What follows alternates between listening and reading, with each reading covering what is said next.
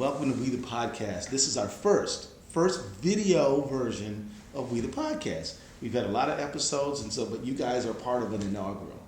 Let me introduce you guys to the listeners here. Lena Khan, who is the Director of Legal Policy at Open Markets Institute, a leading anti-monopoly think tank that was started by a group of scholars and advocates who made Google angry by speaking out against its monopoly power. Her work deals with how current law fails to capture market power in the economy and identified legal reforms. Her work on Amazon and monopoly power is amazing, and I recommend everyone to look up Lena Khan. Let me also welcome Stacy Mitchell, who is the co-director of the Institute for Local Self-Reliance, an organization that produces research, designs policies, and partners with a wide range of allies to counter the corporate concentration and build more equitable, community-rooted economy. Stacy is the author of Big Box Swindle, about the rise of mega retailers like Walmart. I read that book, you gave me a copy, and I want to talk to y'all today because as I go around my district in Minneapolis and I go around the country, everybody has a sense that the economic fortunes of working people are stagnating. Mm-hmm. People have a sense that student debt is up, rent's up. People have a sense that it's just a little tougher to make ends meet for the average person. Yet you flip on the tube and it looks like the Dow Jones Industrial Average is busting out new heights on a daily basis. And yet people don't feel richer, although the television is telling them that the country is wealthy. Mm-hmm. And when I ask them, why do you think that is? They'll say, well, it's because maybe we haven't raised the minimum wage in 10 years, or maybe it's because unions aren't as strong as they used to be. Maybe trade has something to do with it. But they often do not say that it's because nearly every market, every industry you look in is dominated by 3 or 4 companies, and it's gotten worse and worse and worse over the course of time. One of the things I want to ask you guys about is the rise of monopoly. Mm-hmm. And specifically, I want to ask you about Amazon. But is market concentration part of the problem when it comes to the economic fortunes of working and middle-class Americans? It absolutely is. I think, these companies are concentrating power and they're cutting off opportunity. It's hard to start a business the way that people used to be able to and get into the middle class that way. And also because they have so much power, they're able to manipulate workers and hold down wages. So this is really, I think, a central part of the problems that you're talking about. Yeah, we gotta help people understand that when company X gobbles up company Y, that's probably not going to be a good thing for them and their family. Mm-hmm. Lena, you've been thinking about this quite a bit. Yeah, I think that's absolutely right, and I think it's worth recognizing that this is not just an isolated feature of the rental car industry or the airline industry. It's now a systemic feature of our entire political economy. It's just sector after sector after sector, be it in beer or food and agriculture, one of my hobbies has now become trying to find the most obscure industry where I can find consolidation. The earthquake insurance industry is so consolidated that there are attorneys generals across the country that are now opening investigations into this. So I think it's worth recognizing that this is just true across the board. And as Stacy said, it's really hurting the middle class. There's more research now showing how growing monopolization is contributing to economic inequality. Right. Building your own business used to be a way of building assets for to get into the middle class. This was especially true for immigrant communities, right? So owning your own bodega, owning your own dry cleaning store. So I think the effects of consolidation and monopolization are huge. And so today we're reading about Jeff Bezos just becoming the richest person in the world worth $90 billion, one person worth $90 billion. Mm-hmm. And his corporation, Amazon, has seen astronomical growth since its founding in 1994. What does it mean to our economy that Amazon's growth has just been so precipitous, so fast? Is there a cost to working people, local control? Is there a cost to small businesses? What do you guys think about that? Yeah, Amazon is now capturing $1 out of every $2 that Americans spend online. They sell more. Yes. books, toys, clothing, consumer electronics than any other retailer online or off. And they've increasingly become kind of the gatekeeper. You know, so many online shopping searches now start on Amazon instead of people going to a search engine and putting in the product that they want to find and getting multiple choices. They're just starting on Amazon. And the result of that is that competing retailers, competing manufacturers are finding that they no longer are getting any traffic, that they have to become sellers on Amazon's platform. So Amazon is this kind of giant gatekeeper to the economy, and it's really reorganizing our economy in fundamental ways that have lots of impacts on working people and communities. Yeah, you know, Lena, you're over there at Legal Policy at Open Markets Institute. You guys are leading the way in many ways on the anti-monopoly thinking that's going on now. Does it have to be this way? I mean, Stacy just sort of described, you know, just sort of the space that Amazon is soaking up in our economy and leaving little room for other entrepreneurs and limiting the access to consumers. But does it have to be this way? I mean, was there a time in our country's history when the law maybe wouldn't have allowed this? I'm so glad you bring that up. I mean, I think that's exactly right. You know, in many instances, Amazon has gotten where it is because it has undertaken business practices and forms of conduct that previously used to be illegal. You know, there's this impression that Amazon pioneered this new technology, e-commerce, and that's why it's so powerful. And it's true that this technology has allowed it to concentrate power in this way, but it has done so through predatory tactics, through predatory pricing, through squeezing producers. And, you know, I think changes in our antitrust laws and our anti-monopoly laws have really enabled it to concentrate powers in ways that 30, 40 years ago would not have been possible. And, you know, we've been here before. In the 1890s, early 1900s, we had the Gilded Age, we had the railroads, right? So the railroads transformed commerce. They allowed, you know, farmers to reach whole new markets. And we recognized that that was a good thing, but we also recognized that the power that the railroads had consolidated, they were now abusing. And in that moment, we both, you know, recognized that this was a technology that we were going to embrace, that we wanted to, you know, advance our markets, but we didn't want a handful of railroads to be abusing that power.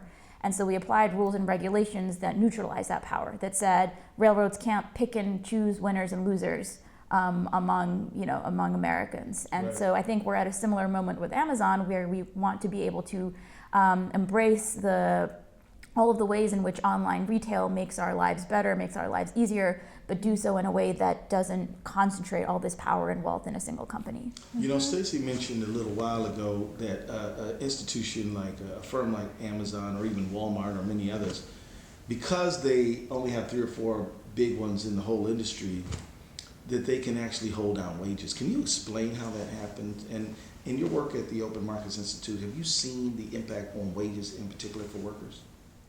Yeah, I mean, I think this is something that Stacy can probably talk a little bit more about too, but I think absolutely, I mean, the technical term for this is monopsony power, right? So what that means is that when you have a company that has excessive power over workers, as you see more and more consolidation, that means workers are not able to compete for their labor among different companies. And so that means that these companies, in some instances, are engaging in very, you know, overt forms of collusion and are saying, hey, they call each other up and say, hey, we're not gonna, you know, hire each other's workers. You know, there was a huge cartel in Silicon Valley itself, where the Justice Department found where, you know, they were making these kinds of agreements and ensuring that basically wages were stagnant and were not, you know, there was no competition for these workers, and as a result, their wages were being kept down. And so I think that's something that we definitely see. Well, so monopoly means like one or one seller, and monopsony means one buyer. Exactly. Basically. And just to be clear, just to say one buyer or one seller is not really what we mean nowadays by monopoly or monopsony. What we mean is domination of a market, even if there are others out there. When one big one controls an inordinate amount of the market share, we can call that monopoly or oligopoly, or, you know, call it like high market concentration.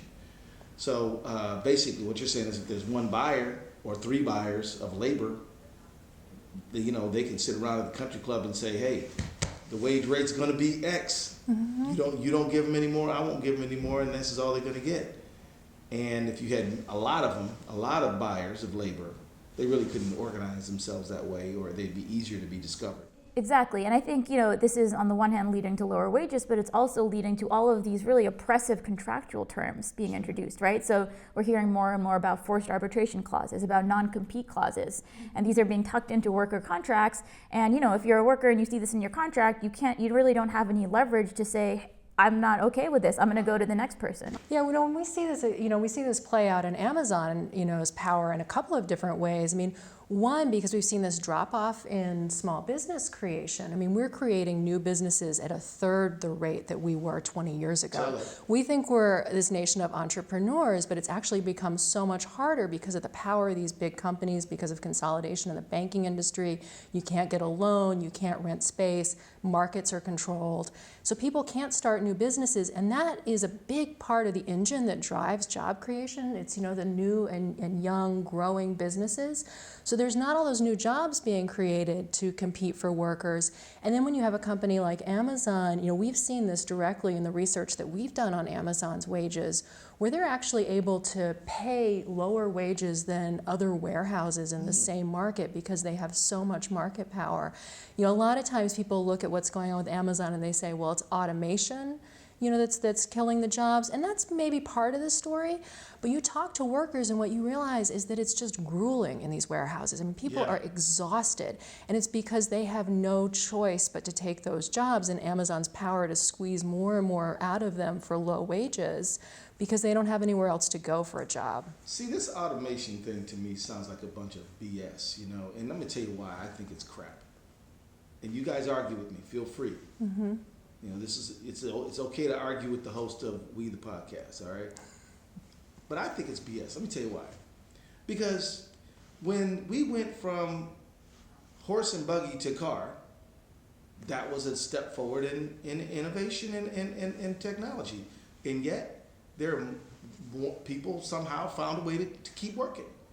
As the agricultural industry has mechanized more, there are a few people in the fields, but there are more people doing a whole lot of other things that are connected to agriculture.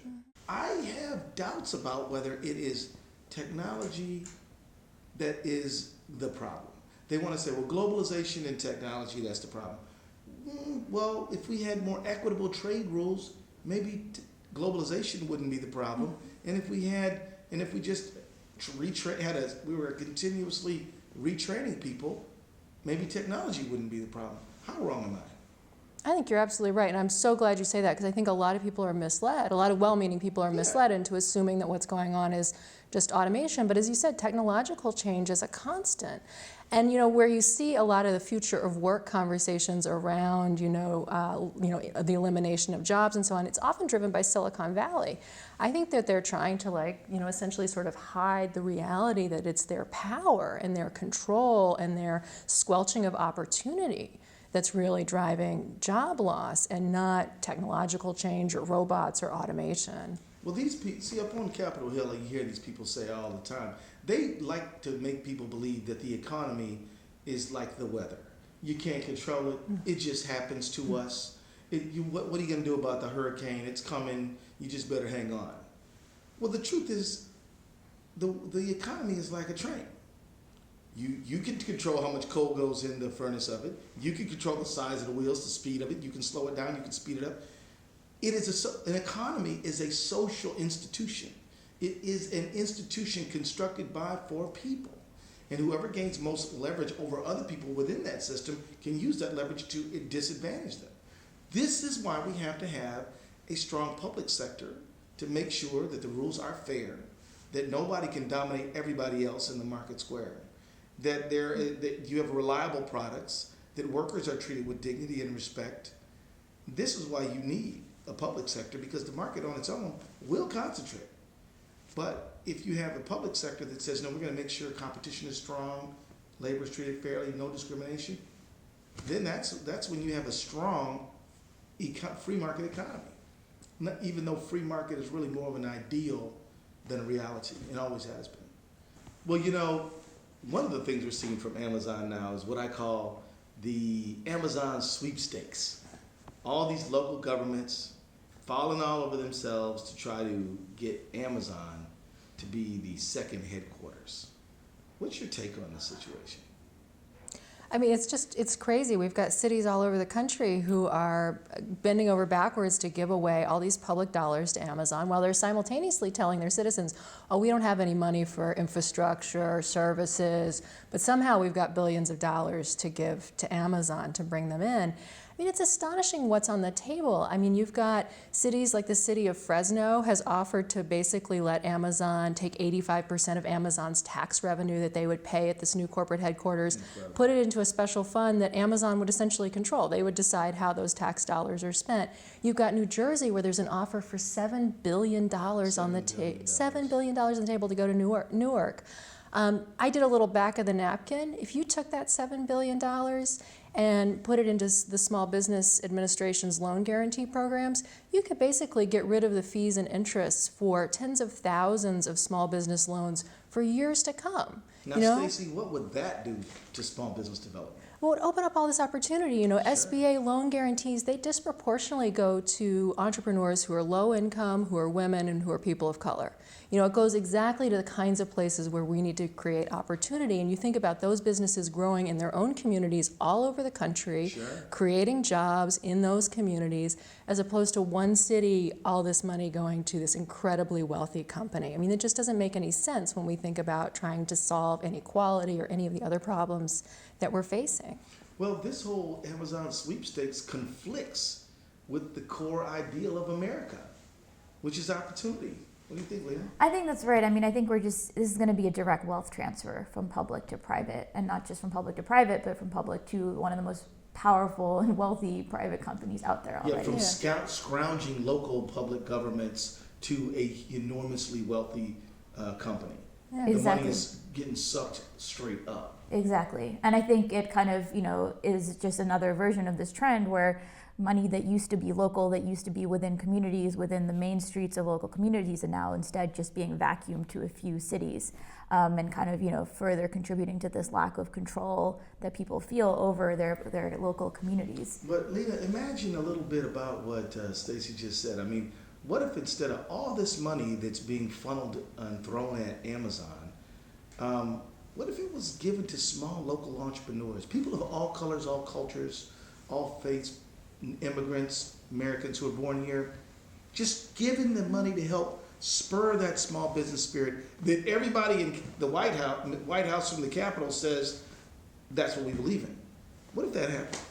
Yeah, I mean, I think it would lead to, a huge number of positive developments from, more job growth. Like small businesses are an outsized creator of new jobs, right? Mm-hmm. So the huge declines in new business formation that we're seeing directly linked to job creation. Right. I think, it would help distribute wealth. It would make sure that more and more wealth is now, instead of being concentrated in a single company, more distributed among lots of different businesses. And that directly ties into, political inequality, political sure. equality, because concentration of economic power also concentrates political power. Yes.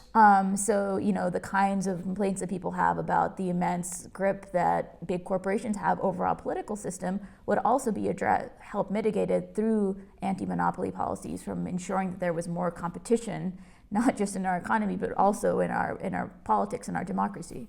The leaders of San Antonio had an interesting take on this Amazon sweepstakes, didn't they?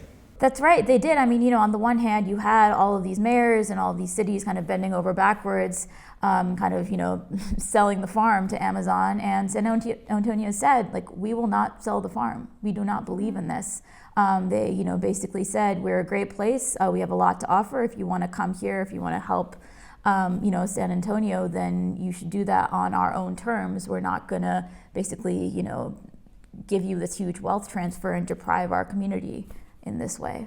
Hooray for them. One other thing that I think is really striking about this whole sweepstakes is how Amazon has engineered this thing at the very moment when people are starting to notice its power and starting to be concerned about what it's doing. It's engineered this situation where you have local elected officials all across the country signaling to their constituents that Amazon's further growth is something that we should all fervently wish for. At a time when they really should be taking leadership to stand up and say, what's going on here? Is this really good for our economies? Amazon has gotten them to do exactly the opposite thing. And at the end of the day, that may be more valuable to the company than the money that it gets. Exactly. Yeah. And what a better way to neutralize, right? To neutralize any of the politicians that would otherwise maybe potentially dare to speak out against it, right? So if you have, say, local officials in New Jersey trying to speak out, and then you come and offer them this great deal, I mean, that really puts people in a conflicted position.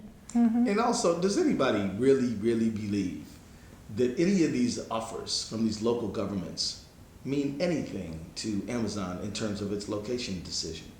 I mean, they know where they're going. Right. They just want to see if they can dangle that little string and how high we're going to jump for it. And I say don't jump for it. I was talking to my son, who is a city councilman in Minneapolis. And this newspaper asked him, well, what are you going to do to make sure that you can induce Amazon to come to Minneapolis? And he said, nothing. We have great schools. We have great parks. We have a strong social environment here. We're working on getting better every day. And if they want to come here and experience good schools and a well-trained workforce, they can come just like a whole bunch of other companies have come. But the companies that come from Minnesota that are now Fortune 500, most of them were small Minnesota companies at one time. Mm-hmm. They were somebody's idea that came up, not some big monstrous multi-headed monster that just sort of like blessed us with its presence. I mean, I'm a little worried about the fact that we're looking at this thing all wrong. We should be trying to grow local talent as opposed to just reward the people who already have. I mean, I think one really incredible thing about anti-monopoly and antitrust is just what a feedback loop there is here, right? So it's like on the one hand, you have Amazon concentrating all this power, hollowing out all of these main streets, kind of controlling the economy in ways that are basically reducing opportunity for other businesses. And that's in turn what leads all of these politicians to feel like so slavish, to feel like they have to really jump for Amazon, because it's like they need jobs, right? So it's like the way in which Amazon is concentrating power and all of the negative effects that it's having in communities is then the very conditions which are making these politicians feel like they have to be so subservient. And I'll also say that Amazon is also leading to further consolidation throughout the rest of the economy, right? So it's accelerating all of these trends that we're seeing. The other week we heard that CVS and Aetna were talking about potentially merging. That was because of suggestions that Amazon is going to be making a bigger play in the pharmacy business. Well, I mean, and if you look at the pharmacy business, what do you have other than Rite Aid, CVS, and Walgreens? And Walgreens and Rite Aid merged. There you go. Kaboom. I mean, it's terrible. You want to go get some ibuprofen, you're going to have a hard time going to anybody else, right? I mean, imagine starting a small local pharmacy nowadays. The other thing about Amazon that really kind of tweaks me is that they're essentially a trading company, right? They don't really there's no Amazon products, unless y'all can correct me, but what there are is thousands of other products that other people make that they offer a platform on which to sell. And they have such power in the market that they can determine price that they pay or that the goods are sold for.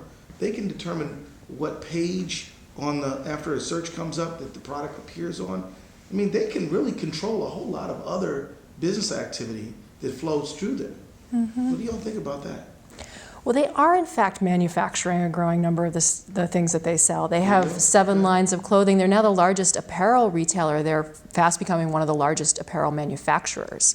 Do they prefer their own goods over those of others? Absolutely. I mean, this has been shown in studies that have found, that the carousel at the bottom of, you might also like these things. Amazon sticks their own stuff in there, even when the consumer's search terms wouldn't necessarily favor that product. Mm-hmm. And we've been at the Institute for Local Self-Reliance, we've been doing these interviews with manufacturers. We've been interviewing small and mid-sized manufacturers across the country, apparel makers, book publishers, toy makers, shoe makers, all these different companies. And they won't say this out loud on the record because they're afraid. They're afraid of retaliation from Amazon, but they are terrified about what's happening. And they articulate the importance of a market where there's lots of retailers, because then you have lots of ways to sell, you can introduce new products. And they say Amazon is the scariest thing that they've ever seen. And it's worth just noting that Amazon has rolled out its private brand, it's the goods that it's manufacturing, through stealing the insights from all these other businesses that have been using its platform, right? So for years, Amazon had this like petri dish where it was just observing all of the products that other businesses were selling that were doing well, and then it just swooped in and took all those insights and was, basically able to introduce exact replicas of those products, undercut them on price, and then privilege their placement on its website. So that's very extractive, right? It was all these other individuals, all these other entrepreneurs that undertook the original risk, and yet the profit and the ultimate reward of that risk is going to Amazon. Well, Lena, you used the term, I think you said, I'm not sure which term you used, but the word parasitic, I think, might also work. That they basically, tried to exploit the talents of others. And I think that can't do anything other than diminish initiative and entrepreneurial, drive.